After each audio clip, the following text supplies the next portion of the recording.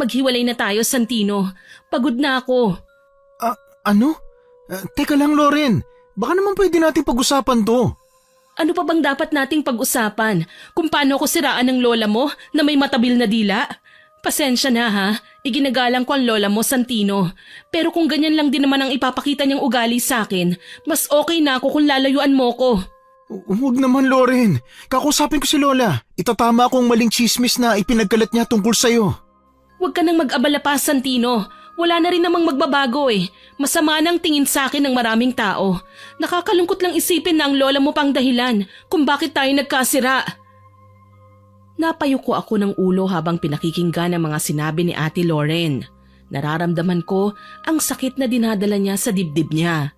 Mabigat at mahapdi. Kaya naman hindi ko naiwasan pang makialam sa kanila.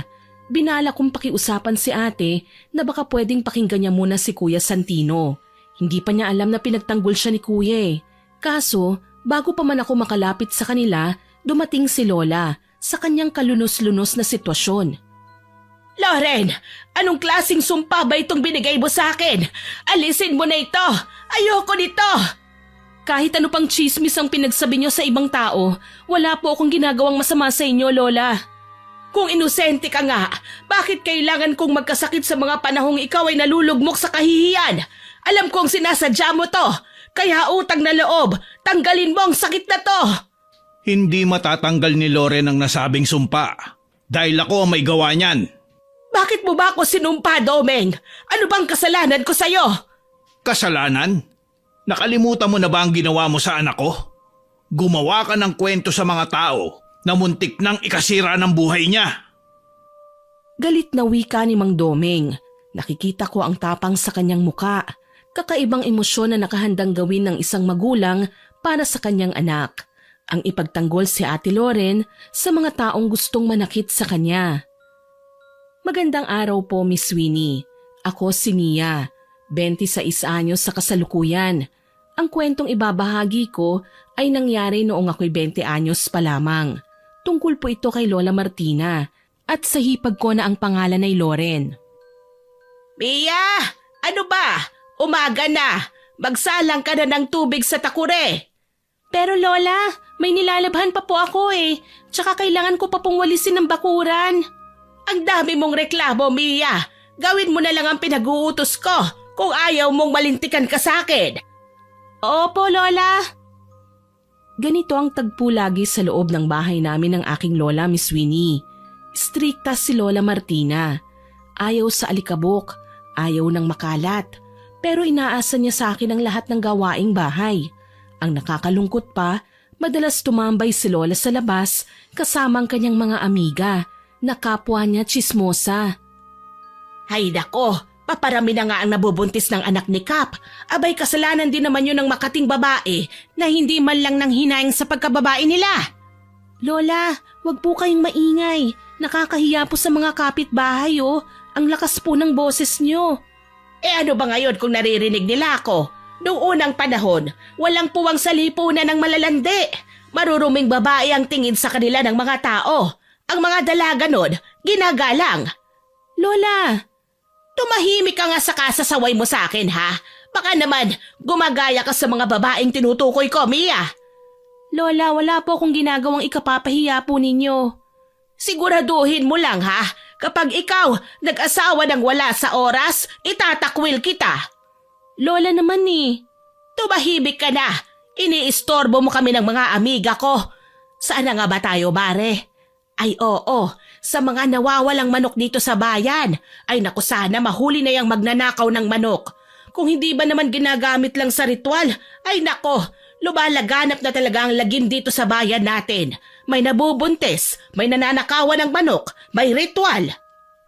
Natigil lang ang pag-iingay ni Lola nang may humintong tricycle sa harap ng gate namin. Bumaba mula doon si Kuya Santino, ang kapatid ko, na may kargang gulay at bigas. Pinagbuksan ko siya ng gate at tinulungang bitbitin ang mga pinamili niya. Lola, naririnig kong boses niyo hanggang sa kalsada. Ano na naman po bang pinagtatalunan niyo? Si Lola po kasi kuya nakikipagchismisan na naman sa mga marites. Ba't pasaway kang bata ka ha? Lola, ilang beses ko na po bang sinabi sa inyo na itigil nyo ng pakikipagtsismisan, ha? Ay nako, marereklamo na naman kayo sa barangay niyan eh. Hoy Santino, hindi chismis ang pinag-uusapan namin ng mga amiga ko. Totoo ang lahat ng yon. Lola, iba na po ang panahon ngayon kaysa sa kapanahunan nyo noon. Marami na po tayong batas sa kasalukuyan na kung hindi man tayo maipakulong, pwede tayong pagmultahin. Saan naman tayo kukuha ng perang pambayad sa mga taong ipinapahiya nyo? Humalukip-kip si Lola dahil sa sinabi ni Kuya. Literal na gawain nga naman ng mga pasaway na matatanda. Malaki ang paggalang ko kay Lola, pero dumating din ang araw na naiinis na ako sa ugali niya. Ulila na po kami ni Kuya sa mga magulang Miss Winnie. Napatay sa isang buy-bust operation noong 2018 ang tatay ko. Masakit mang aminin, pero nalulung siya sa pinagbabawal na gamot. Ang nanay ko naman, kamamatay lang noong 1 taon sa sakit na TB. Naiwan kami sa pangangalaga ni Lola dahil wala na kaming natitirang guardian sa syudad.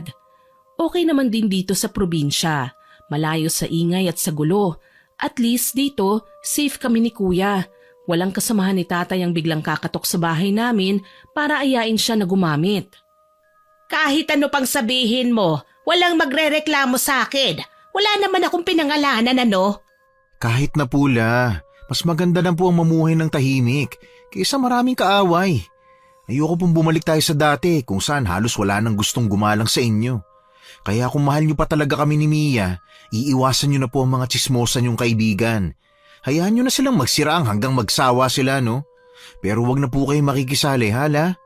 Ay nako, makainom na nga lang ng kape. Kung gaano kaingay ang panganay kong si Melsan, ganun ka rin. Si Melsan po ang nanay namin, Miss Winnie.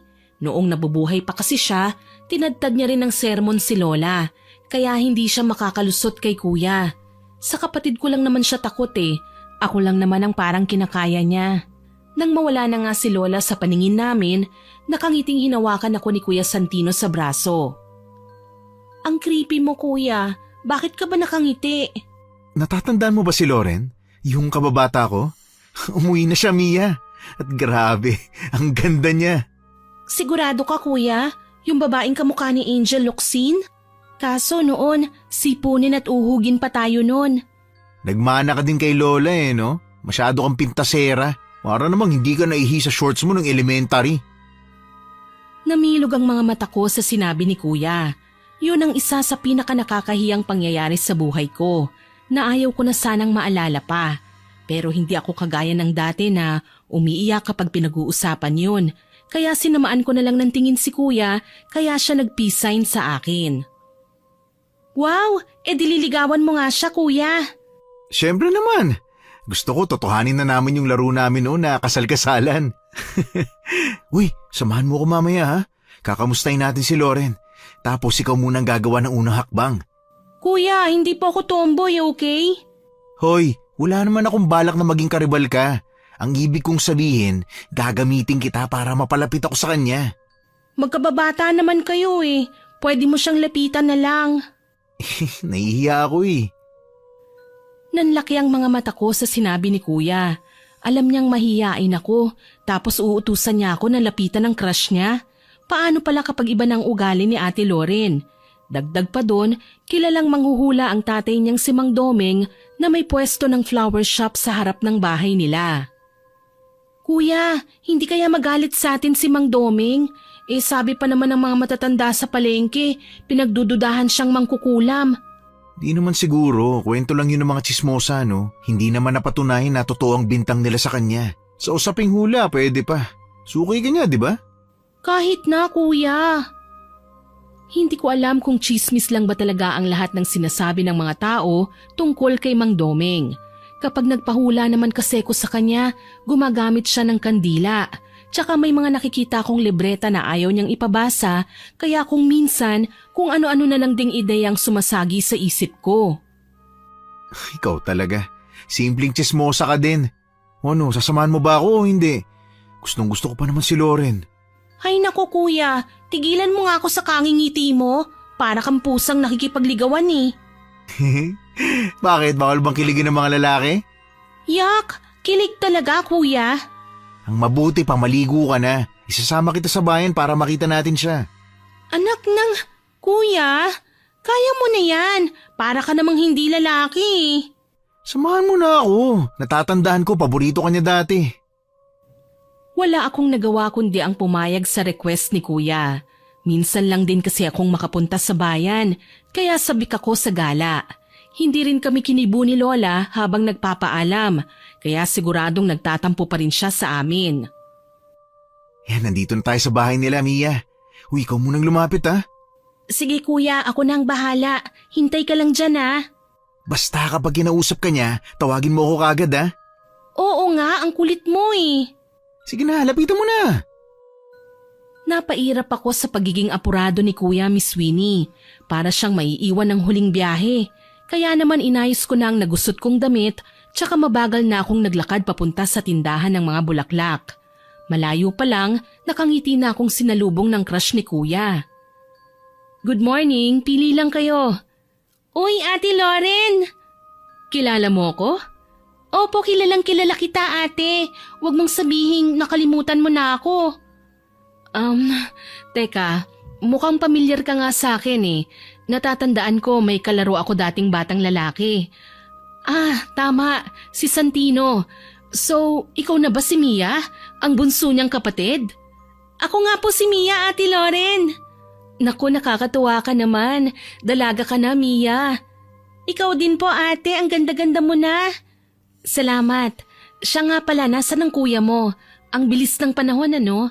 Naglalaro lang kami dati. Tapos ngayon malalaki na tayo. Inaabangan ko nga ang bakasyon eh. Dahil sa mga panahong yun lang kayo nakakauwi dito galing sa Maynila. Naaalala mo pa pala yon? Oo naman. Si Auntie Melsan, kumusta na? Wala na po si nanay eh. Ah, naku sorry. Nagtanong pa ako. Pasensya ka na ha. Okay lang po ate. Mabuti naisip mo kung dalawin. Kadarating ko lang kanina eh. Umalis sandali si tatay para bumili ng merienda. Kaya ako na munang nagbantay dito sa shop. Nalaman ko po kasi kay kuya na dumating ka na raw. Talaga? Nakita niya ako? Opo, kanina. Excited nga siyang makita ka eh. Kaya hindi na pinagpabukas ang pagpunta dito sa inyo ngayon. Talaga? Bakit hindi niya ako nilapitan kanina? Nasaan ba ang kuya mo? Kasama mo ba siya? Bakit hindi pa siya pumapasok? Nahihiya raw po sa'yo eh. Sus, ngayon pa siya nahiya magkaibigan naman kami. Ang mabuti pa, tawagin mo ang kuya mo para makapagkwentuhan naman tayo. Ang tagal nating hindi nagkita eh. Tumango ako't lumingon sa bintana. Nasa katapat na tindahan si kuya, payukuyo ko pero nang makita ang pag-thumbs up ko, nagliwanag kagad ang mukha niya. Nakasilip na rin si Ate Lauren at kinawayan si kuya na noon ay papalapit na. Santino, bakit ka ba nagtatago dyan? Halika nga rito. Hi Lauren. Kumusta? Mokong ka talaga. May patambay-tambay ka pang nalalaman. Bakit ba hindi ka na dumiretso dito kanina? Nahihiya kasi ako eh. Ang OA mo naman? Aray! Sakit mo pa rin manapak ha? Siyempre, magkababata tayo, hindi ba? Makakalimutan ko ba naman ang signature sa paka natin noon? Kahit na, kababae mong tao ang bigat ng mga braso mo. Masaya lang ako dahil nagkita tayo ulit. Ano na ba ang mga nangyari sa inyo? Pasensya na at ngayon lang din ako nakauwi Hindi ako dapat nagpunta ng Maynila Kaso kinailangan Okay lang yun. Sayang, hindi man lang tayo nakita sa Maynila. Hayaan mo na, hindi na rin naman ako babalik doon Pareho pala tayo. Ako naman, kami pala ni Mia. Wala nang babalikan doon. Nahawa ko sa kalungkutan na nasa tono ng boses ni Ate Lauren. Naalala ko ang mapait naming karanasan ni Kuya sa Maynila. Kaya naman, sumabat na ako sa usapan nila para pagaanin ang sitwasyon. Kuya, hindi ba? Hindi na aalis si Ate Lauren? Bukas balikan natin siya dito. Okay lang po ba ate? Mamasyal tayo sa plaza? Hindi ba ako sigurado kung may oras ako Alam nyo na, matagal kong hindi nakasama si tatay. Kailangan naming magbanding na mag-ama. Oo naman, kung kailan ka lang bakante, Lauren. Ganito, sa Sabado na lang tayo umalis. May mga i-deliver akong bulaklak sa kabilang bayan. Si tatay dapat ang gagawa nun dahil gusto niyang magpahinga ako. Kaso mas gusto kong mamasyal Sumama kayo sa akin. Hoy, magandang idea yan ah. Basta, balikan niyo ako ng mas maaga ha? Oo naman. Salamat Loren ah. Wala yon. Ay, oo nga pala. May lakad pa ba kayo? Hintayin niyo na sana si tatay. Wag na Loren. Alam namin busy palagi ang tatay mo, saka kailangan mong magpahinga. Babalik na lang kami sa Sabado. O sige, ingat kayo ha? Salamat po ate. Kinawayan ko pa si Ate Loren tsaka kami lumabas ng shop. Tsaka naman namin nakasalubong si Mang Doming, ang tatay ni Ate Loren. Magiliw kong binati ang matanda dahil magkakilala naman kami. Magandang araw po, Mang Doming. Oh, Iha, napasyal ka. Magpapahula ka ba ulit? Naku, wala pa po akong pambayad para sa hula eh. Pero dinalaw lang po namin ni Kuya si Ate Loren. Ah, ganun ba? Abay, bakit nandito kayo sa labas? Bumili lang ako ng merienda. Pagsaluhan niyo muna bago kayo umuwi. Naku, wag na po, Mang Doming. Nakakahiya naman po. At saka may pupuntahan pa po kami ni Mia, Mang Doming. Sige, kayo ang bahala. Pumasyal-pasyal naman kayo minsan, ha? Opo, Mang Doming. Kinawayan namin si Mang Doming bago kami umalis. Kung masaya ako sa naging pagkikita namin ni Ate Loren, mas doble ang sayang hatid noon kay Kuya. Mas sinipag kasi siya sa trabaho ng mga sumunod na araw. Tapos palaging nakangiti. Parang lagi siyang nakainom ng vitamins.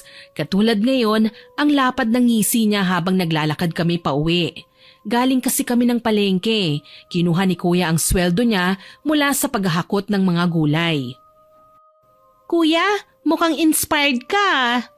Siyempre naman, nakita ko na si Loren eh. Alam mo namang wala akong ibang crush dati pa maliban sa kanya, di ba?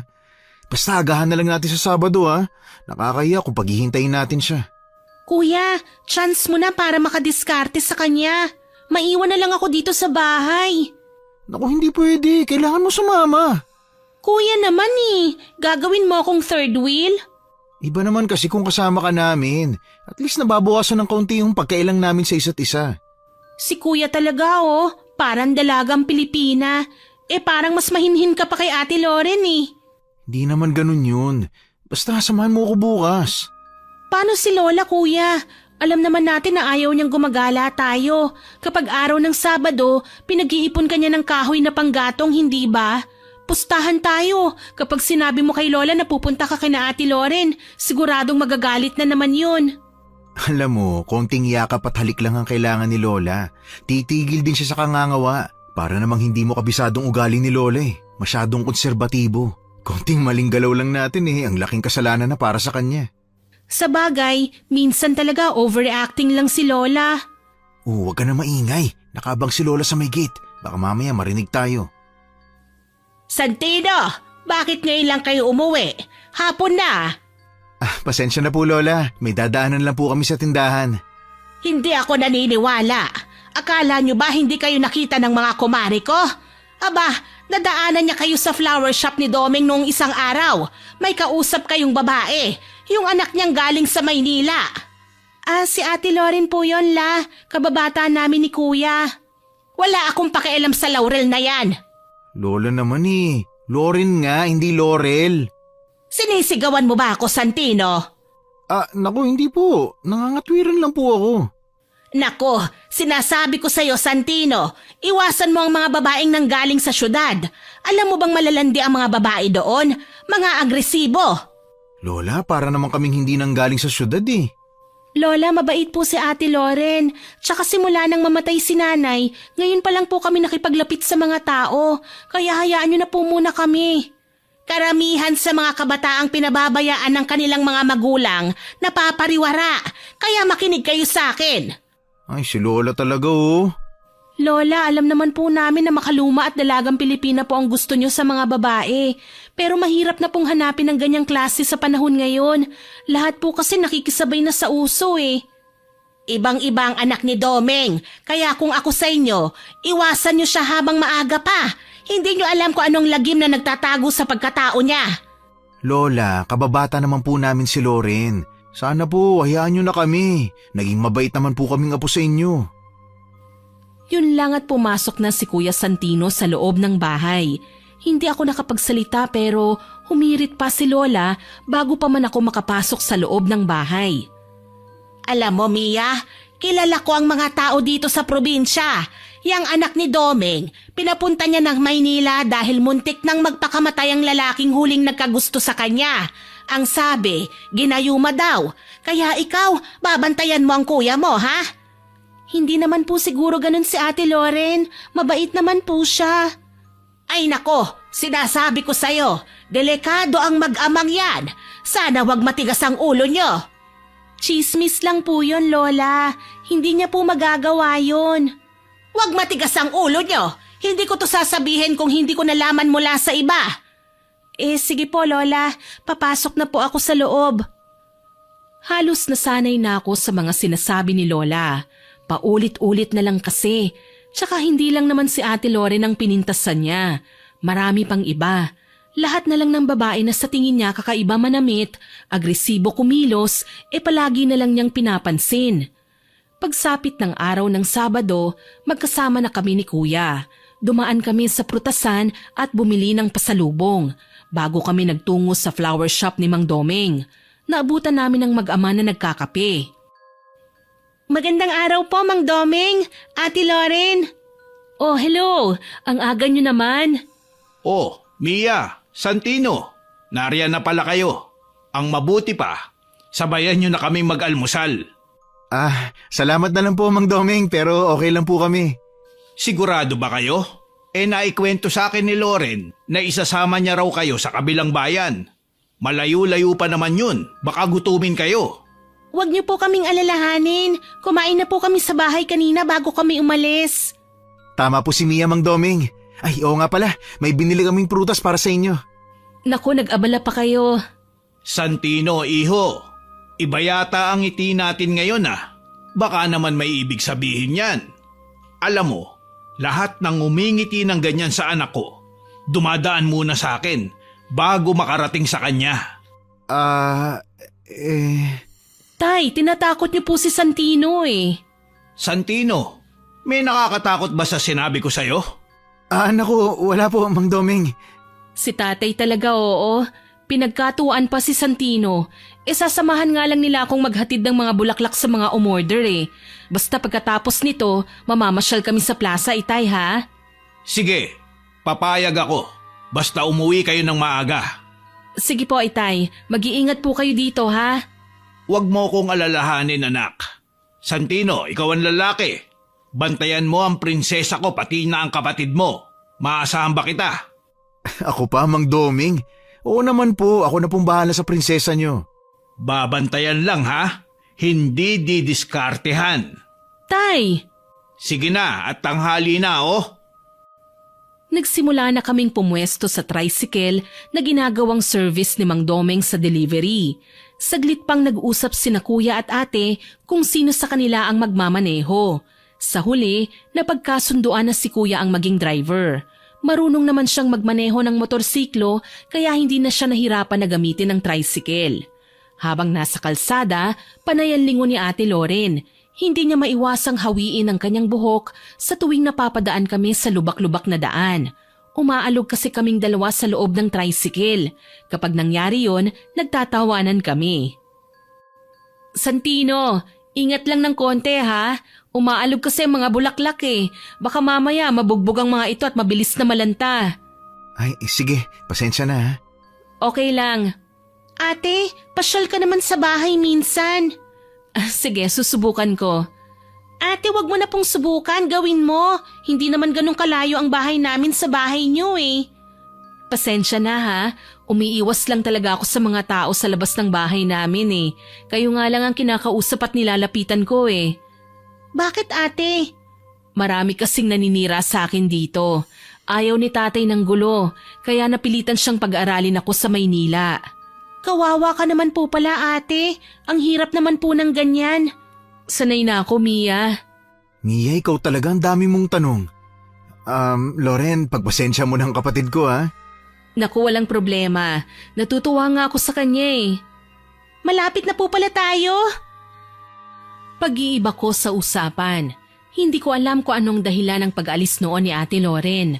Pero kita ko sa mga mata niya ang lungkot kapag napag-uusapan ng tungkol sa nakaraan.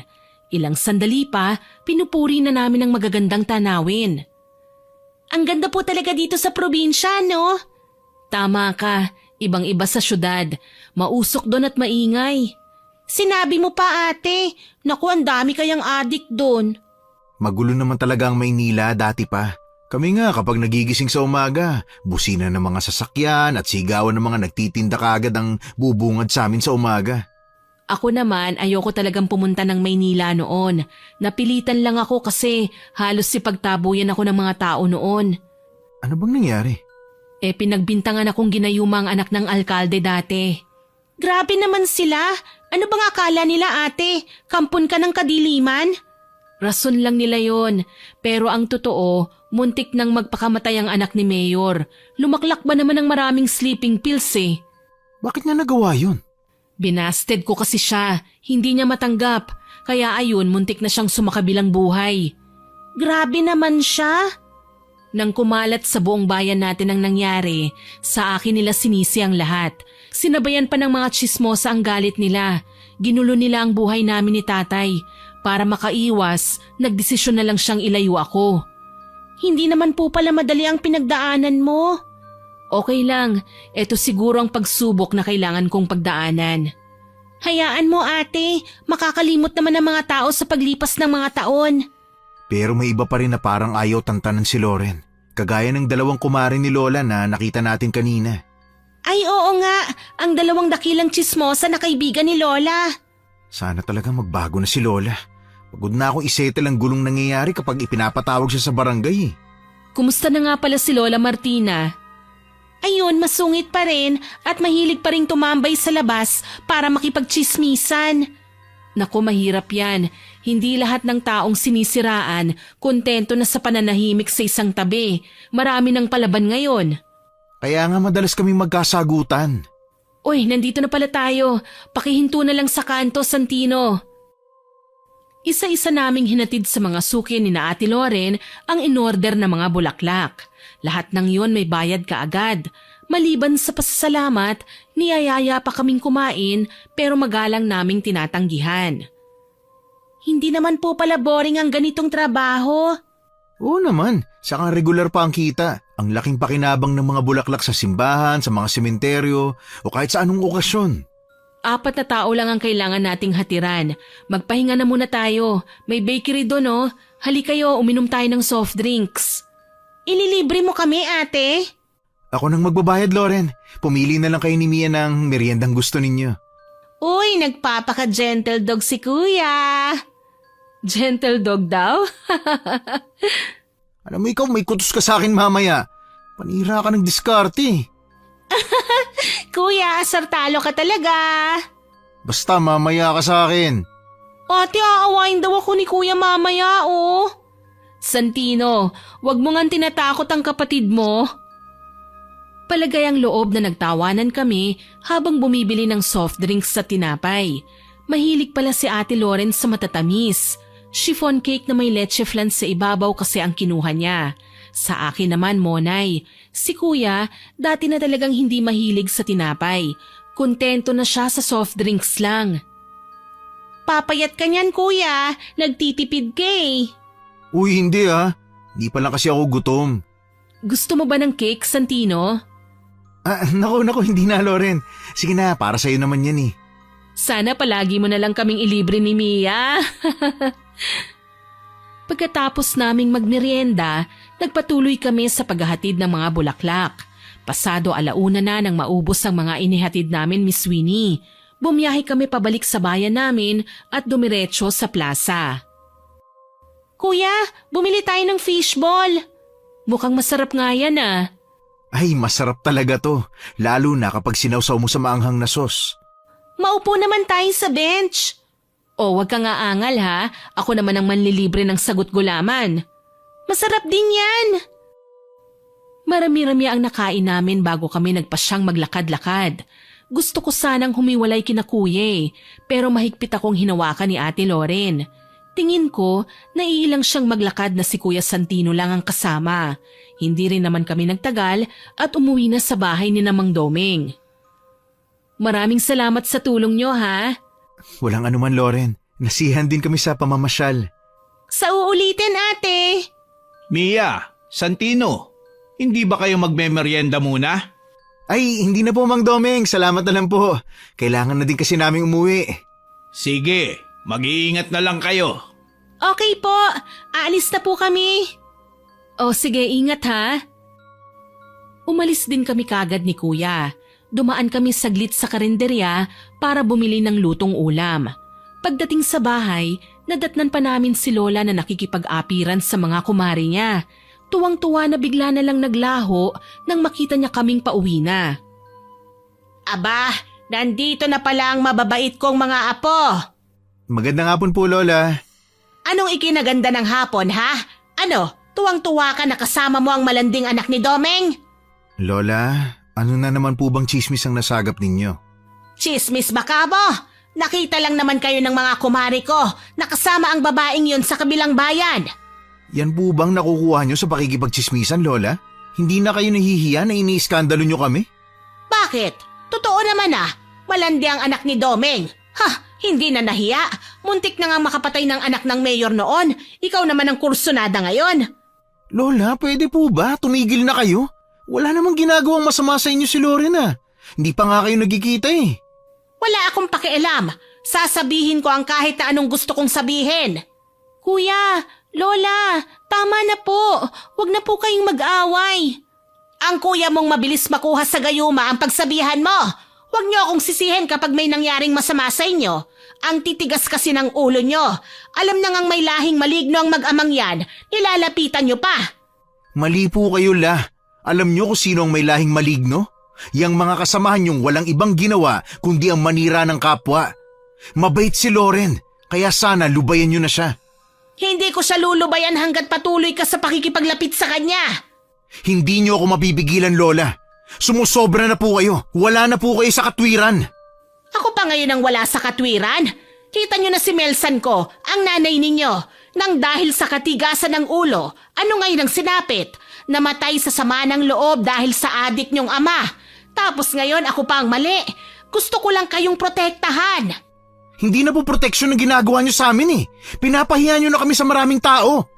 Hindi nyo kilala ang anak ni Domeng. Hindi nyo alam kung anong eksaktong nangyari sa anak ng dating alkalde.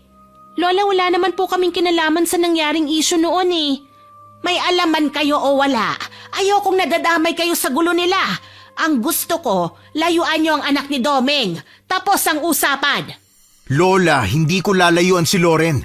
Liligawan ko siya. Galit na tinalikuran ni Kuya si Lola Martina. Wala akong nagawa kundi ang sumunod sa kanya sa loob. Ni hindi man lang siya nagpaapekto kahit nagkasagutan na sila ni Kuya sa labas. Patuloy pa rin siya sa pakikipagchismisan kasama ang kanyang mga kumare. Kinagabihan, sermon ulit ang naging ulam namin sa hapunan. Tahimik kaming kumakain nang biglang magsalita si Lola. GRO daw ang asawa ni Domeng sa Maynila. Sabi ng mga kumari ko, kung gaano kalandi ang nanay ni Loren, di ganun din siya. Lola, mabait po si Ate Loren. Ganyan talaga sa simula, mabait at hindi makabasag pinggan. Pero nasa loob ang kulo ng babaeng yan. Malay mo ba kung nahawa na yan sa nanay niya? Lola, walang katotohanan ng lahat ng sinasabi nyo. Nakasama namin si Loren. Palibhasa, pinaglalaban nyo ang baluktot nyong mga paniniwala. Tama na po, naghahapunan po tayo eh. Pati ba naman dito nagtatalo pa po kayo? Pakiusap po Lola, tigilan nyo na po yan. Napatingin ako kay Kuya nang hindi niya tinapos ang pagkain tsaka tumayo. Kabadong ginaya ko rin ang pagtayo niya. Kuya, bakit po? Halos araw-araw na lang tayo pinariringgan. Nakakasawa ng maingay. Aba, talagang gumaya na kayo sa ugali ng Laurel na yan. Loren po ang pangalan niya, Lola. Mahinahon kong sabi. Kahit sa totoo lang, nagsisimula na rin akong ganahang sumagot kay Lola. Para kasing hindi na siya nagsasawa, Miss Winnie eh. Wala namang patunay na totoo ang lahat ng sinasabi ng mga kakilala ni Lola. Lahat ng yon, kagaya ng sinasabi ko, chismis lamang. Lola, mawalang galang na po ha. Pero bago niyo po sana siraan si Loren, pwede po bang bawasan niyo ng kaunti ang pakikialam ninyo sa ibang tao? Hoy Santino, baka nakakalimutan mo lola mo ko. Kaya wala kang karapatang pagsabihan ako. Wala pong ibang makakasaway sa inyo kundi kami lang, Lola. Isa to sa mga dahilan kung bakit ayaw po namin ni Mia na sumama sa mga lakad ninyo eh. Ang dami niyo pong napapansin. Pati babaeng nakahawak sa kamay ng boyfriend niya, ginagawa niyo issue. Nakakahiya po, Lola. Oh bakit? Mali bang mga napapansin ko? Hindi naman ah. Sa katunayan, kapag napapansin ko ang ilan sa mga dalagang wala man lang respeto sa kanilang mga sarili, hayan, nahihiya, nagiging formal. Lola, hindi po natin kailangan pakialaman ng ibang tao. Baka po awayin na naman kayo ng mga taong nagagalit sa inyo. Mas mamasamain lang po nila ang pakikialam ninyo. Lalo na at wala namang katotohanan ng iba sa mga sinasabi nyo. Naniniwala kasi kayo kagad sa mga kaibigan nyo puro naman din mga tsismosa. Saglit na natahimik si Lola ng mga sandaling yon. Gusto naming sabihin kay Lola na hindi lahat ng taong makakarinig ng sasabihin nila ay matutuwa. Pero hindi na lang namin pinahaba pa ang usapan. Nagsisimula ng suminghal ulit si Lola. Kahit ano pang sabihin nyo, Lola, liligawan ko si Loren. Hindi magbabagong pagtingin ko sa kanya. Kahit pa ilang beses nyo siyang siraan sa akin. Sige, gawin mo ang gusto mo. Kapag nangyari ng kinatatakot ko, huwag kang lalapit sa akin at hihingi ng tulong. Talaga, hindi po ako lalapit sa inyo. Kuya, saan ka pupunta? Lalabas lang ako saglit, dito ka lang. Pero kuya, gabi na. Baka pumapano kayo. Huwag kang mag-alala, Mia. Walang mangyayaring masama sa akin. Kuya! Hindi na ako pinansin pa ni kuya. Iisa lang naman ang lugar na pupuntahan niya kung sakali, kina Ate Loren. Nagsimula akong iligpit ang aming mga pinagkainan. Tahimik pa rin si Lola kahit noong kunin ko ang mga pinagkainan namin.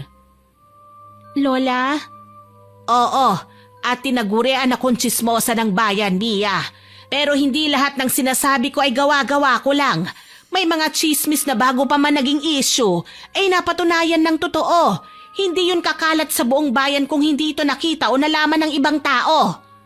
Lola, gusto po ni Kuya Santino si Ate Loren. Matagal na po at alam nating walang ibang nililigawan si Kuya. Yan kasi ang hirap sa inyong mga kabataan eh.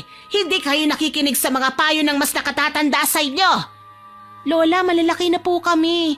Kaya na po naming intindihin ang mga bagay-bagay. Kahit na, ang nanay nyo, ganyan din ang sinabi sa akin. Pero ano ngayon ang nangyayari sa kanya? Nasa na siya ngayon? Lola, lahat po ng nangyayari sa atin may dahilan. Wala naman pong perfect na tao eh. Yan ang hirap sa inyo. Hindi na kayo marunong gumalang. Palagi na lang kayong may pantapat sa bawat sabihin ko. Galit na wika ni Lola sabay hampas ng kamay sa mesa. Napayuko ako nang magtalo na ng mga kutsara at natumbang isang baso. Galit na si Lola. Totoong nagtatampo at naiinis na siya sa paulit-ulit kong pangangatwiran. Pero anong magagawa ko? Gusto lang namin na iiwas siya sa gulo. Mabuti na lang, iniwan na ako ni Lola. Siguro nagkulong na siya sa kwarto niya. Naisip kong magpahangin muna sa labas. Safe naman sa lugar namin kaya okay lang na kung minsan maglakad-lakad ako sa kalsada. Hindi ko nga lang inaasahan na makikita ko roon si Mang Doming na may dalang maliit na basket, isang bayong at may sukbit na itak sa bewang. Kaagad ko siyang tinawag. Mang Doming, hintay po! O Mia, gabi na ha. Anong ginagawa mo rito? Nagpapahangin lang po ako, Mang Doming. Kaso po nakita ko kayo. Ah, may pupuntahan lang ako sa gubat, iha. Ano pong gagawin niyo doon? Mangunguha ng halamang gamot. Ano pong gagawin niyo sa halamang gamot? Gagawing langis. Yun na kasi ang hiyang sa rayuma ko eh. Buti pa kayo, magaling kayong gumawa ng gamot. Kami hanggang sa pagbili na lang po sa tindahan. Pwede ko kayong gawa ng pamahid na langis kung gusto mo. Talaga po? Naku, okay po ako dyan, Mang Doming. Paano po? Pwede po bang tulungan ko na lang kayo? Wag na, iha.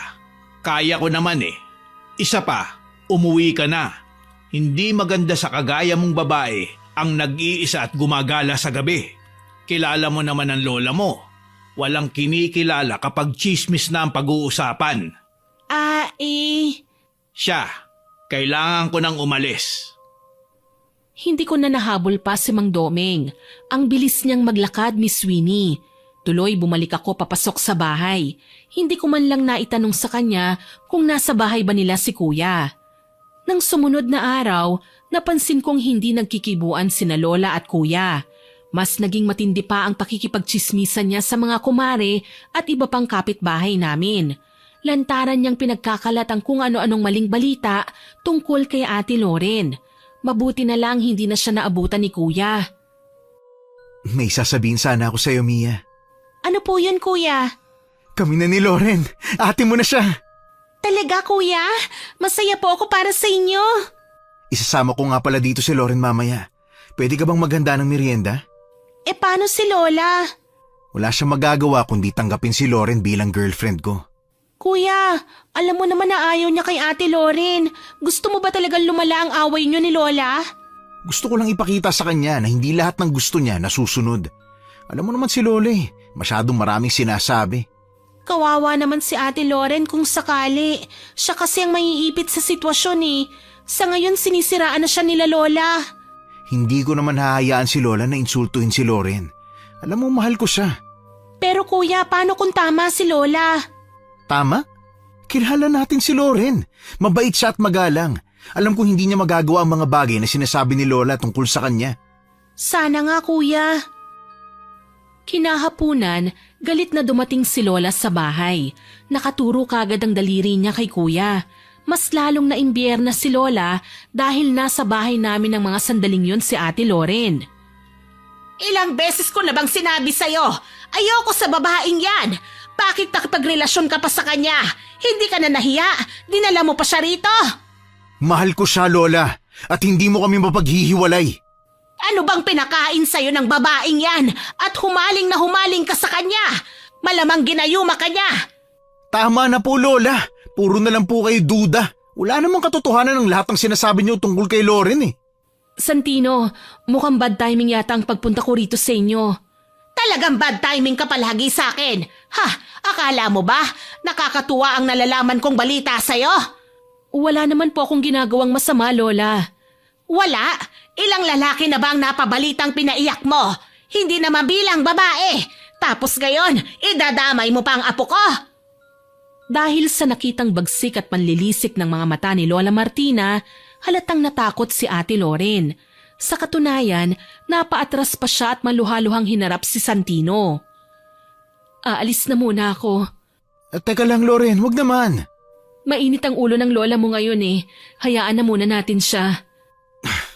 Bakit ba kailangan mo magsalita ng masasakit, Lola? Talaga po bang ganyan niyo tratuhin si Loren?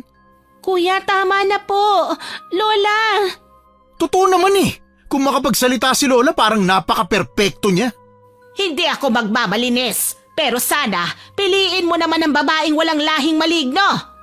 Sumusobra na po kayo, Lola. Wala naman po akong ginagawang masama sa inyo Bakit po kailangan niyo pa akong siraan? Bakit? Nahihiya ka? Alam ko ang sikreto ng pamilya mo. Hindi yon basta chismis. Mga mangkukulam kayo. Wala po akong alam tungkol dyan. Matinulang po kaming naghahanap buhay sa flower shop. Tama na, Lola! Nakakahiya na po kayo. Hindi nyo man lang nire-respetong katandaan ninyo. Kuya, tama na po yan. Pinili kong pumagitna sa kanilang tatlo. Umiiyak na si Ate Loren at hindi ko maiwasang maawa sa kanya. Si Kuya naman, nasa harapan na niya, nakahanda siyang ipagtanggol laban kay Lola. Hindi niyo po kailangan mag-away, Lola. Kuya! Suwai lang, Kuya Bobby Dinala pa rito sa bahay ang babaeng ayaw na ayaw ko. Yan ang hirap sa inyo, Lola Basta na lang kayo nagpapaniwala sa mga chismis. Palibhasa, pati kayo, chismosa din. Santino! Sa pagkakataon na ito, malakas niyang sinampal si Kuya. Napasigaw ako at napahagulgol naman si Ate Loren. Panay ang lingon ko sa paligid. Nahihiya ako sa kung anuman ang magiging reaksyon ng mga kapitbahay namin. Ganyan na kayo ngayon, Lola. Nananakit kapag tinamaan sa mga sinasabi ko. Palibhasa, lahat ng yun totoo.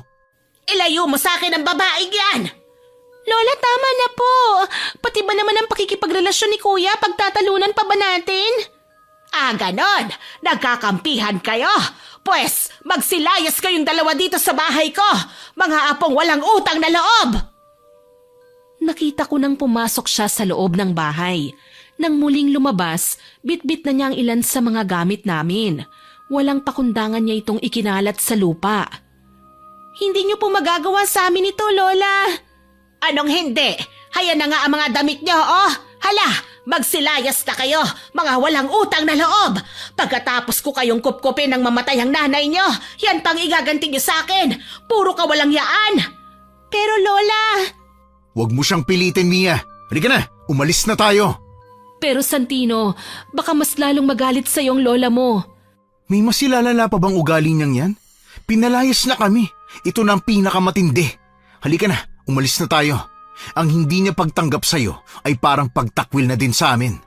Diyos ko, kasalanan ko ang lahat ng ito eh. Huwag mong sisirain ang sarili mo, Loren. May ugali talaga si Loren na hindi namin gusto dati pa. Masyado siyang nakikialam sa mga taong ayaw niya. Nilalait niya at pinagkakalat niya ang mga pangit na bagay tungkol sa kanila. Paano kayo niyan?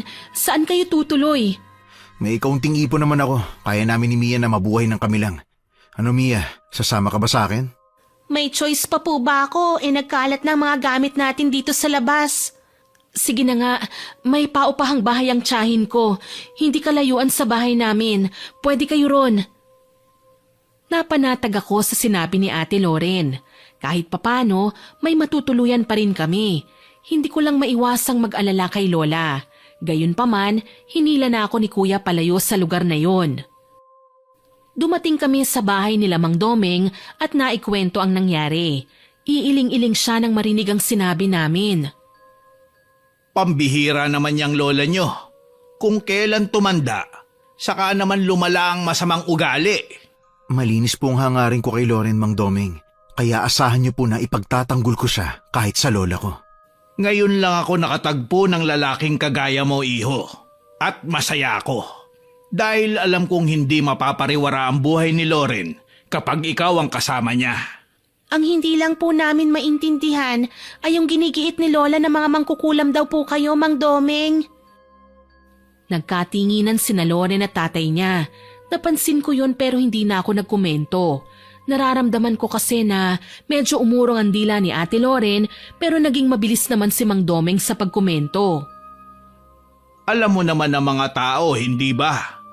Malaman lang nila na nanguhula ang isang tao, pinagbibintangan ng mangkukulam. Sa bagay po, marurumi na talagang isipan ng iba eh. Lalo na kapag habit na nila na itsismis ang buhay ng isang tao. Hayaan na lang po natin. Salamat, Santino, ha? Mahal kita, Loren. Kaya huwag kang mag-alala. Hindi kita pababayaan. Ang mabuti pa, magpahinga na muna kayo, Santino. Alam kong napagod kayo sa pakikipag-usap sa lola mo. Pambihira. Unang beses mo pa nga lang nadala ang anak ko sa bahay ninyo eh. Gulo na kagad ang sumalubong sa inyo.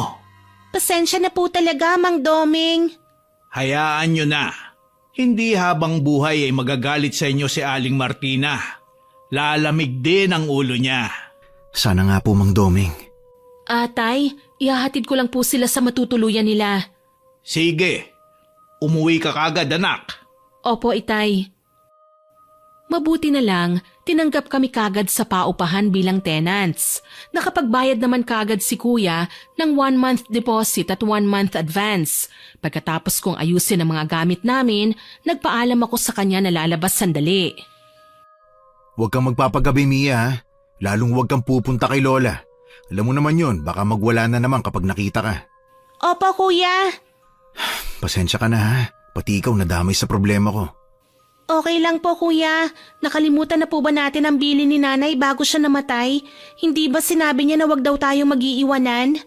Oo naman. Kuya, paano po kapag ako naman ang nagka-boyfriend tapos ayaw mo sa kanya? Palalayasin mo rin ba ako kagaya ni Lola? Loko ka. Huwag ka muna magbo-boyfriend. Kapag ginawa mo yun, babalatan ko siya ng buhay. Sige ka. Grabe ka naman, Kuya. Hindi ka nga binalatan ng buhay ni Mang Domeng eh. Iba naman ang sitwasyon ko.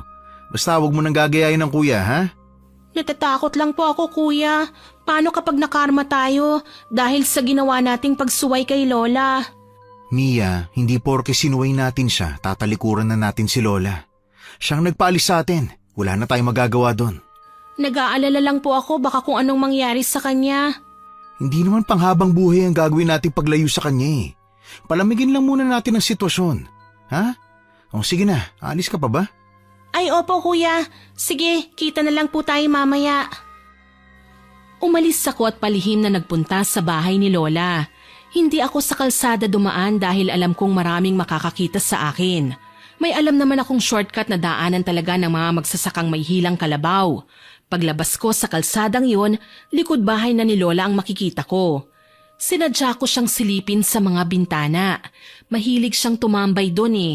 At ang swerte ko nga dahil nakita ko siya sa bintanang nakaharap sa kalsada. Naggaganchilyo. Nang malingunan ko siya, sinamaan ako ng tingin at pinagsarahan ng bintana. Hindi na ako nakatiis. Lumapit ako sa pinto at kumatok. Lola, buksan niyo naman po ang pinto. Mag-usap po tayo, Lola. Umalis ka na. Hindi ko kayo kailangan. Lola, nag-aalala po ako sa inyo eh. Mag-isa lang po kayo dyan. Wala akong pakialam. Bumalik ka na dun sa kuya mong matigas ang ulo. Nanakit na ang mga kamay ko sa pagkatok pero hindi niya pa rin ako pinagbuksan. Mali nga yata na pinuntahan ko kagad si Lola. Matamlay akong umuwi sa tinutuluyan naming bahay. Nagtaka pa si kuya nang makitang malungkot ako. Oh, okay ka lang ba? Anong nangyari sa'yo? Para kang natalo sa sugal ah. Si Lola po kasi. Nagpunta ka kay Lola? Di ba't pinagsabihan na kita? Alam mo naman na wala kang makukuhang magandang balita sa kanya. Nag-aalala lang naman ako sa kanya. Kahit na, para namang hindi mo kilala si Lola.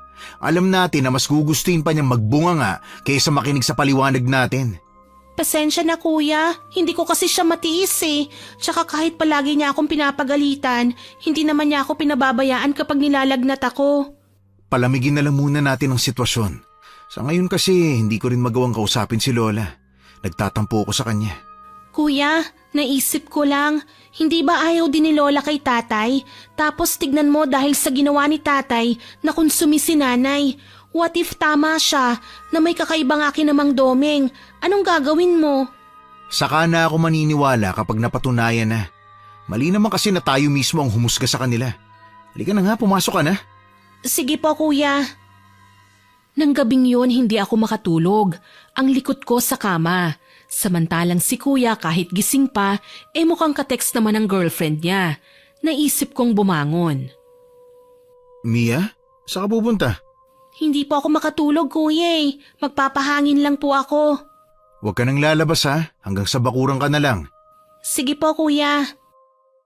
Mabuti. Ay, ako nga hindi rin makatulog. Naninibago ako sa tinutuluyan natin.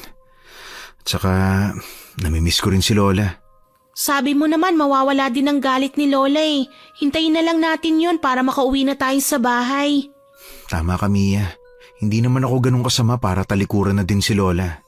Ang punto ko lang, wala na tayo sa panahon niya. Iba na ang focus ng mga tao ngayon. Habang tumatagal, nagiging praktikal. Aanhin natin ang pagiging masunurin kay Lola kung hindi naman natin magawang tumayo sa sarili nating mga paa.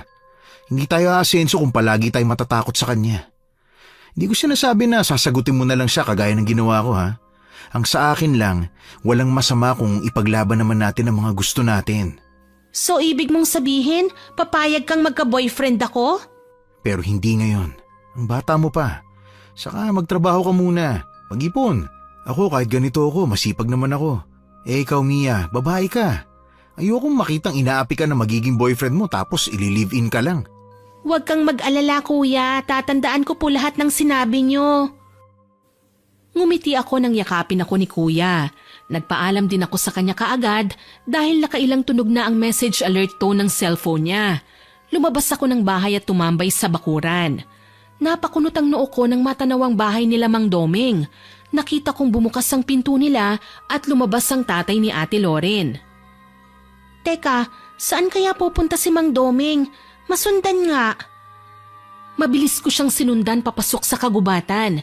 Ilang saglit pa, naramdaman yata ni Mang Doming na may sumusunod sa kanya. Kaya bigla akong yumuko sa malaking puno para magtago. Pinagpapawisan ako sa sobrang kaba. Dala na rin ng takot na baka mahuli niya ako.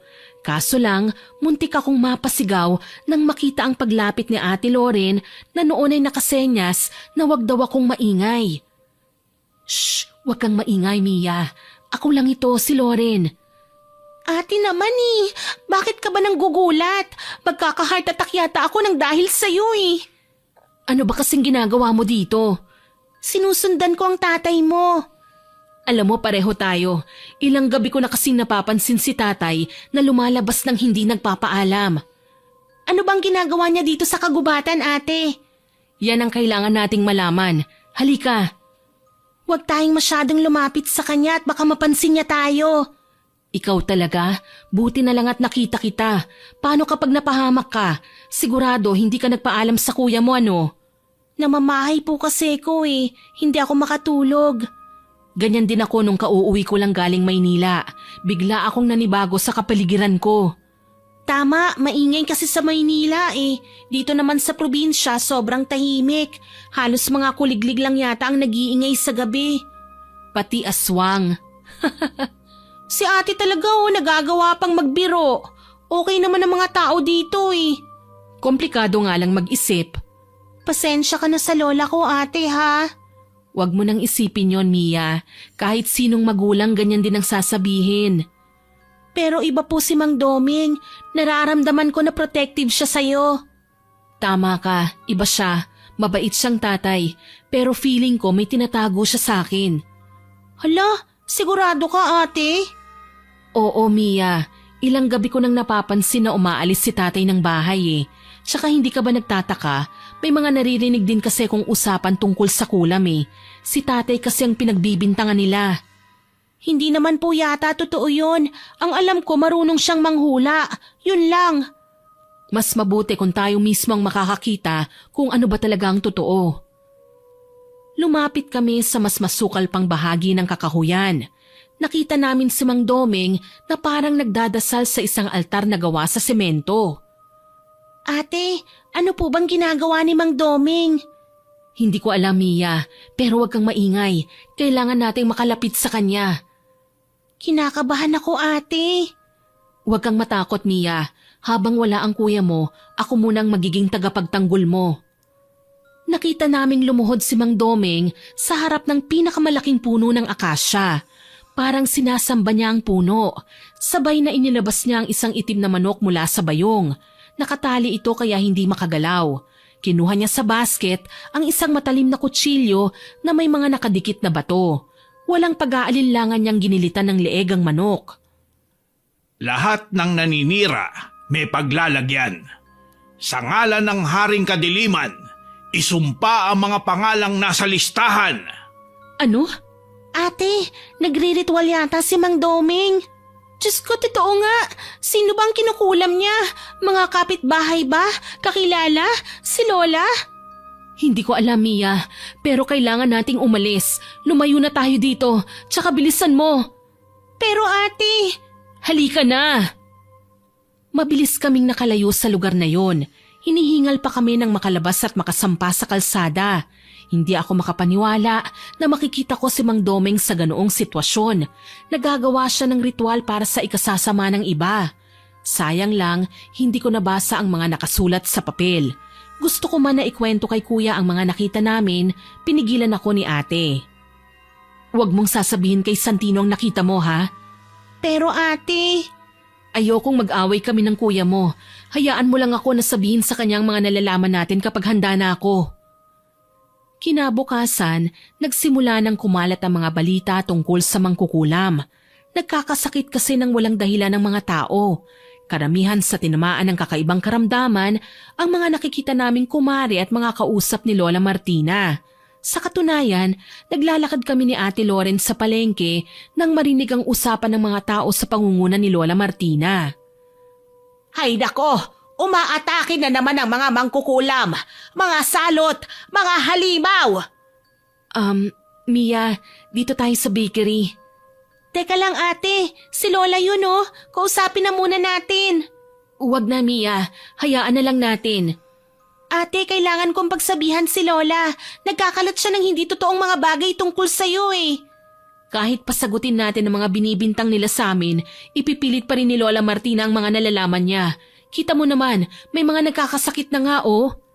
Nasabi niyo na po ba kay kuya? Hindi pa eh.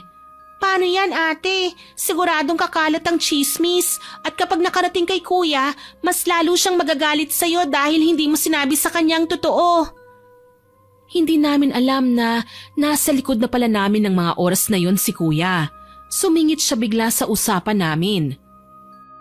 Anong klaseng totoo bang pinag-uusapan ninyo? Kuya, ano pong ginagawa mo rito? Dito ako nagtatrabaho, di ba? Kayo nga ang dapat na tinatanong ko kung anong ginagawa niyo dito eh.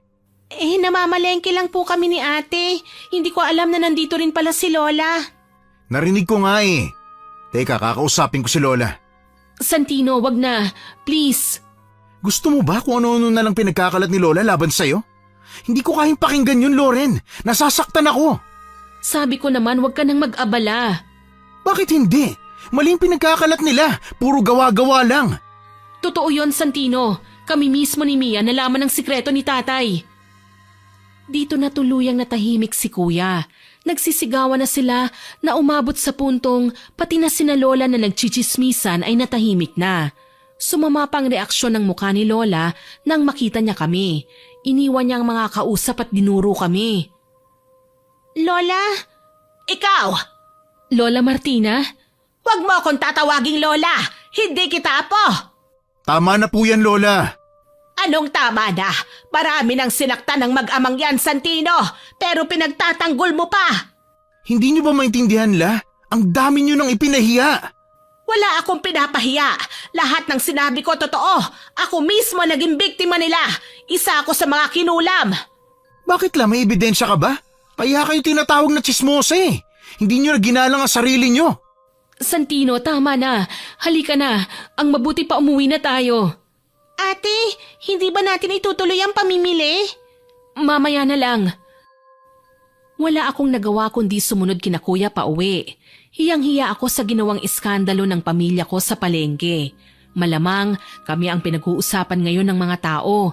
Kahit kasi ang mga taong nakakasalubong namin sa daan, nagbubulungan kapag napapatingin kay Ate Loren. Pagdating namin sa bahay nila, nag-usap ng masinsinan ng dalawa. Ako naman, tahimik lang na nilibot ang tingin sa paligid. Bigla akong nailang dahil sa nalaman namin na tsismis sa labas ng bahay. Hindi ko na kaya ang ganito, Santino. Maghiwalay na tayo. Loren, pag-usapan natin to. Hindi pwedeng basta na lang tayong nagpapa-apekto sa mga taong wala namang ambag sa buhay natin. Pagod na ako eh. Wala na rin akong mukhang maihaharap sa mga tao. Sinabi ko naman sa'yo na hindi tayo susuko sa mga paninira sa atin ni Lola. Balang araw matatanggap niya din tayo. Hindi ko alam kung mangyayari pa ba ang bagay na yan. Wala akong makitang kakaiba sa mga gamit nila sa loob ng bahay. Kaya tumigil ako sa kasusuri. Medyo na out of place ako sa usapan nila kuya, kaya naisip kong lumabas na muna para bigyan sila ng privacy. Kaso, nakasalubong ko si Mang Domeng. Masama rin ang hilat siya ng mukha niya. Parang nakahanap ng away sa labas. Mang Domeng, ano pong nangyari sa inyo? Binato ko ng mga tao sa labas. Diyos ko! Ha? Kailan po? Kasama ba nila si Lola? Alam mo, Santino, hindi ko na sana pinansin ang mga parinig ng lola mo tungkol sa pamilya namin. Pero nang makita ko kung paano niya dinuro ang anak ko, napaisip ako kung tama ba ang desisyon kong hayaan kayo na magmahalan. Mahal ko po si Loren, Mang Domeng. Ayoko maghiwalay kami ng dahil lang sa chismis. Pero nagdurusa ang anak ko. Kawawa naman si Loren dahil halos lahat ng tao masama na ang tingin sa kanya. Tama po kayo, Itay. Ako ang nagdurusa. Pero hindi lang naman sina Santino o Lola Martina ang kailangan nating sisihin. Kasama na rin kayo doon. Ano? Huwag na po kayong magkaila, Itay. Alam na po namin ang sikreto nyo. Anong sikreto? Kaya ko po hindi magawang sumbatan si Lola Martina kasi hindi naman po lahat ng sinasabi niya puro kasinungalingan eh. Nakita ko mismo ng dalawang mata ko na nagsasagawa kayo ng ritual. Kung ganun, hindi ko na pala malilihim ang sikreto ko sa'yo. Kasama po ako ni Ate Loren kagabi nang sundan ka namin, Mang Domeng. Bakit kailangan niyo pong gawin ang bagay na ito? Bakit niyo sinasaktan ng mga tao sa paraang alam niyo? Hindi ko sila sinasaktan. Ang pangungulam, isa din sa pangkabuhayan ko. Nangungulam ako ng tao, kapalit na malaking halaga. Ano? Hindi naman po tayo naghihirap, hindi ba? Bakit kailangan yung gawin ito? Nagkakamali ka nang sabihin mong hindi tayo naghihirap, anak. Ang pangungulam na lang ang sumalba sa kabuhayan nating pabagsak na sana noon. Nagkatinginan kami ni Kuya bago muling nilingon si Mang Doming.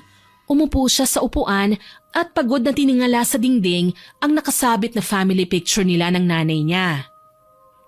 Nagkasala noon ang nanay mo sa isang mayamang negosyante. Aksidente niyang nasira ang mamahaling alahas ng babae. Pero bakit? Paano? Sinabi ng mayamang negosyante na ninakaw ng nanay mo ang alahas. Isa lang siyang kasambahay dati, nangangarap na yumaman. Ambisyosa at hindi makontento sa buhay na meron siya. Pero ninakaw po ba talaga ni nanay ang alahas? Itinanggi niya sa akin ang mga bintang sa kanya ng mga tao. Pero yun na ang huling pagkakataong makikita ko siya.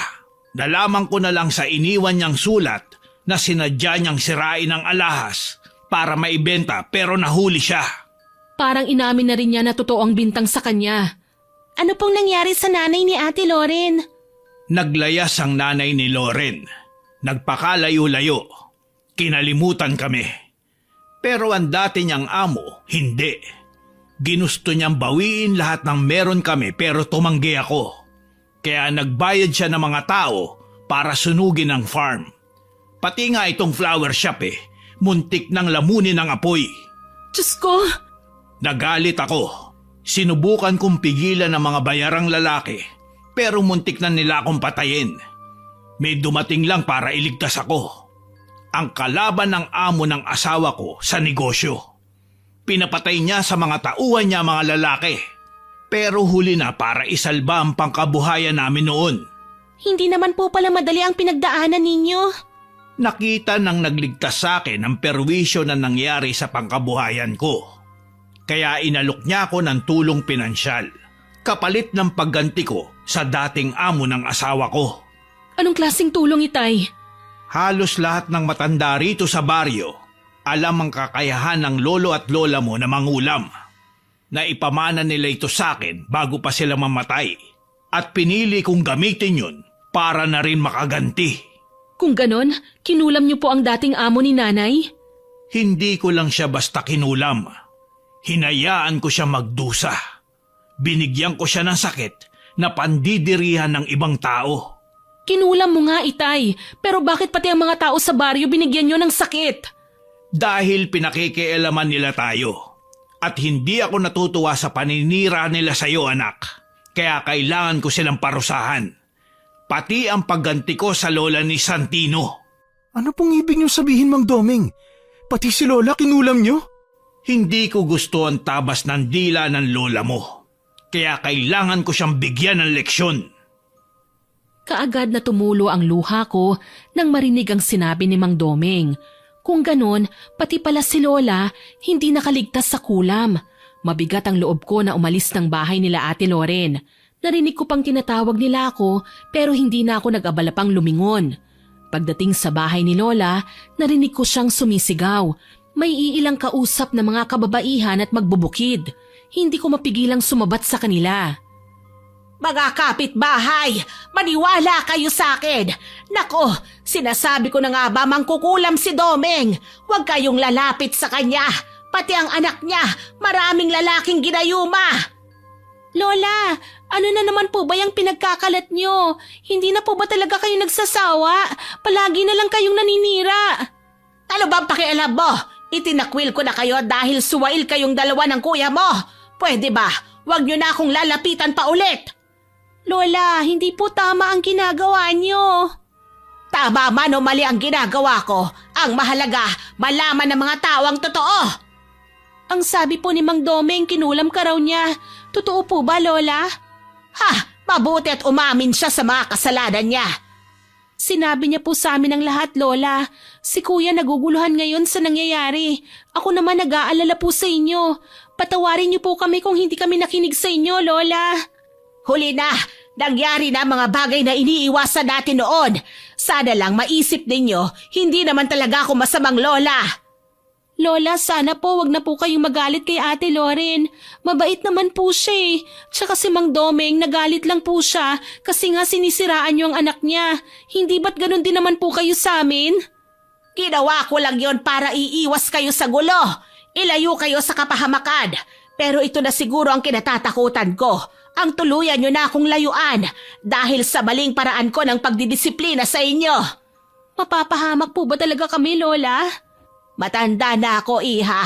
Marami na akong narinig na mga kwento. Kaya oo, mapapahamak kayo. Bakit niyo naman po nasabi yun, Lola? Nagulat ako nang tanggalin ni Lola ang suot niyang jacket. Lalo na noong makita ko kung gaano karami ang sugat sa buo niyang katawan. Nagnanaknak ang mga yon, lumuluwa ng nana at nangangamoy patay. Nahindik ako sa nakita nang titigan ko sa mukha si Lola na wala nang taglay niyang bagsik, napalitan ito ng takot at matinding pangingilabot. Diyos ko po, Lola! Ano pong nangyari sa inyo? Bakit kayo may mga sugat sa katawan? Nagsimula ito nung gabing pinalayas ko kayo sa bahay. Hirap ako sa pagtulog pagsapit ng gabi. Nangangati, balisa. Nang tignan ko ang buong katawan ko, ito na ang nakita ko. Pero Lola, saan po nanggaling yan? Ito na ang resulta ng mga ritual na ginagawa ni Domeng. Diyos ko, pupuntahan ko po si Kuya. Kailangan niya tong malaman. Halika, kahit galit ako sa kuya mo, hindi ko naman siya pwedeng pabayaan. Mabilis kaming bumalik ni Lola sa bahay nila Mang Domeng pero wala dun si Kuya. Wala rin si Ate Loren o kahit si Mang Domeng. Sa tingin ko, umuwi na si Kuya sa tinutuluyan naming bahay. Dito namin narinig ni Lola ang pag-aaway nilang dalawa. Huwag, Loren, maawa ka. Ayoko makipaghiwalay sa'yo. Huwag mo naman gawin sa akin to, mahal na mahal kita. Tapusin na natin ito, Santino. Ayoko nang madamay pang ibang tao. Loren naman eh, pwede naman natin pag-usapan to. Sa pagkakataong ito, pumasok kami ni Lola sa bahay at sumingit sa usapan nila Kuya. Huwag mo nang pilitin ang taong ayaw nang makipagrelasyon sa'yo, Santino! Lola, pwede bang huwag ka muna makisali sa usapan namin? Ginugulo niyo lang kami. Hindi pwede! Hindi mo ba nakita ang ginawa niya sa akin? Heto, kinulam ako ng tatay niya! Nagulat din si Kuya katulad ko. Pati si Ate Loren halos ayaw nang dumikit sa kinatatayuan ni Lola. Kita sa mukha niya ang sindak. Lola, totoo bang nagawa yun sa inyo ni Mang Domeng? Natiwala ako sa kanya. Kinilala ko siyang ama. Lola, kung ano po ang nagawa ng tatay ko sa inyo, ako na po sana ang humihingi ng kapatawaran. Kakausapin ko po siya, pagagalingin niya kayo. Hindi totoo ang mga sinasabi mo. Marami nang pinatay ang tatay mo, Loren. Ngayon kailangan niyang magbayad. Lola, please, suminahon muna kayo. Paano ko hihinahon kung pati kayo inaagaw na rin ng Domeng na yan sa akin? Tapos kahit binalaan ko na kayo, baliwala pa rin. Ako pa rin ang masama. Lola! Mawalang galang na po, Lola. Nangyari lang po ang mga bagay na ito dahil nagkalat po kayo ng mga bagay na pwede nyo namang sabihin sa akin ng personal. Iniingatan lang din po ako ni tatay, kagaya ng pag-iingat nyo kina Santino at Mia. Bago pa man makasagot si Lola sa sinabi ni ate, dumating si Mang Domeng. Dala niya ang isang kahon na kaduda-duda ang laman. Pinatong niya ito sa mesa at saka binuksan. Nakatingin kami kung anong laman nun at nagulat nang makita ang 3 manika, mga karayom, munting garapon na may mga lamang insekto, libreta at itim na mga kandila. Nandito ako para ipakita na malinis ang konsensya ko at gusto kong humingi ng tawad sa inyo. Hayop ka, Domeng! Nagawa mo talaga akong kulamin! Bakit niyo nagawa to kay Lola Mang Domeng? Lola, kumalma po kayo! Kaya nga dinala ko ito rito para ipakita sa inyo na ititigil ko na ang ginagawa ko. Hindi ako nagpunta rito para makipag-away. Ano pong ibig niyo sabihin, Mang Domeng? Nararamdaman kong nagpipigil ka lang, pero galit ka sa akin, Santino. Hindi mo lang maipakita dahil naiipit ka sa away niyo ng lola mo at sa relasyon ninyo ni Loren. Pero ako naman ang punot dulo nito. Kaya ako rin ang tatapos. Sana mapatawad mo ko sa ginawa ko, Aling Martina. Chismosa lang ako, pero hindi ako masamang tao, Domeng. Kung ano man ang mga nasabi ko sa anak mo, sa'yo, Loren, patawarin mo sana ako. Hindi naman matigas ang puso ko. Oo, nagpunta ako para sugurin kayo. Pero nung mga panahong nagsisimula ang sakit kong ito, napagtanto ko ang mga pagkakamali ko. Hayaan nyo, Aling Martina. Gagawin ko ang lahat. Matanggal ko lang ang sumpa na inilagay ko sa inyo. At nangangako ako na hindi na ito gagawin sa kahit sino, kailanman. Kalibutan na natin yon, Domeng. Tama naman ang apo ko. Kahit magwala pa ako, hindi ko pa rin mapaghihiwalay sina Santino at Loren. Dapat lang po, Itay. Ayokong dahil sa ginawa mo, kami naman ni Santino ang mag-away. Lola, gusto ko rin pong humingi ng tawad. Naging masama akong apo. Kalibutan na natin yun, apo. Pareho tayong nagkasala. Ngayon sabay-sabay tayong magpakumbaba para magkapatawaran. Ay, salamat naman. Lumipas ang ilang araw at gumaling na rin sa sakit si Lola. Nagkaayos na sila ng tuluyan ni Mang Domeng. Nakakatuwa nga dahil ang tatay ni Ate Loren pa ang gumawa ng pamahid para sa rayuman ni Lola. Naging mas malapit pa ang pamilya namin ngayon. Hindi nagtagal, ikinasal na sina Ate Loren at Kuya Santino. Sa ngayon, nasa palengke kami ni ate at naghahanap buhay. Nakakuha kami ng pwesto para sa tindahan ng mga gulay at bulaklak. Maayos naman ang kita at nakakapag-ipon kami kahit papano.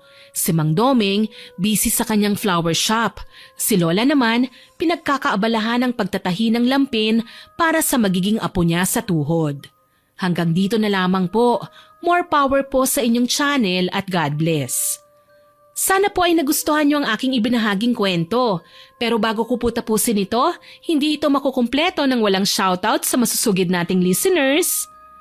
Shoutout po kay Alex Catu from Muntinlupa, kay Nicole Puray, kay Jordan Cornelio from Apayao, kay Jenmar Garcia, kay Nineth de los Santos at sa mga tauhan ng Mariel's Company, ang mga repacker na sina Len, Madel, Annalyn, Sharon, Ora at Lisa. Hello po sa inyo dyan and happy listening. Shoutout din po kay Haponesang Pinay, kay Neily Gandalusaw, kay Maribeth Peldonan, kay Maria Cristina Benedicto, kay J&J Trimmer na sina Tina and Gina, at sa boss nilang si Jerwin Gomez from General Trias, Cavite. Hello din po kay Michelle Cubeco at kay Glisel Solamin, kay Melinda Mari, kay Marian De Jesus, kay Muning-Muning na nagsabing ang sarap daw pong makinig sa atin dahil nakaka-relax ang boses ko. Salamat po sa papuri, ma'am. Shoutout din po kay Maricel Cualbar, kay Clara Oquinida, kay May Talurong from Batasan Hills, kay L'Oreal Inaldo, kay Joy Aniban, kay Nelsie Mandani de la Vega, kay Jules Sintaon at sa Sintaon family from Malaybalay Bukidnon, kay Shamsi at Rialin Belda, kay Jewel Pearl from Pampanga, hello din po kay Gina Cornelio, kay Nympha Arcal from Batangas, kay Arvid Shane Hyberg Channel from Thailand, at kay Chuchay Kulit. Maraming salamat po sa lahat ng nagkomento at nakinig. Abangan niyo pa po sana mga susunod nating upload ha, at huwag kalilimutang mag-subscribe, like, share and comment sa stories natin. Para po mabilis niyong makita kung may bago tayong upload, pindutin niyo lang po ang notification bell para lagi kayong updated. Aasahan ko pa rin po ang inyong suporta ha. Ang goal naman po natin ngayon ay ma-reach ang 100k subscribers. Muli, ako po si Miss Winnie na nagpapasalamat sa inyong walang sawang pakikinig.